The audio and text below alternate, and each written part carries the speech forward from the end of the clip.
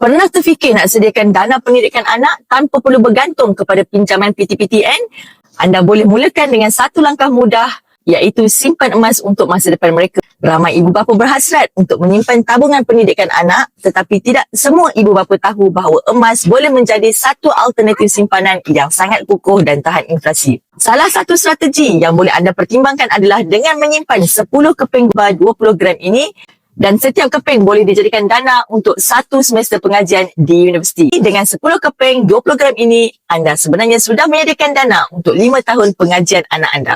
Pada hari ini, September 2025, harga bagi satu keping 20 gram ini dianggarkan lebih RM10,000. Dan untuk bermula, anda hanya perlu buka akaun emas Public Gold di atas nama anak anda masing-masing secara percuma, dan seterusnya anda boleh mula menabung melalui akaun Gold Accumulation Program GAP mengikut bajet anda serendah RM100 sebulan. Malah tuan-puan, untuk anak-anak yang di bawah umur 18 tahun, anda boleh aktifkan simpanan secara auto debit serendah RM50 sahaja sebulan. Ikannya mudah dan lebih konsisten menabung setiap bulan. Simpanan ini dibuat dalam bentuk gram emas dan bukannya tunai. Jadi, sebaik saja akaun gap anak anda mencukupi 20 gram, anda boleh arahkan sistem untuk keluarkan bar fizikal dan simpan di rumah sebagai aset.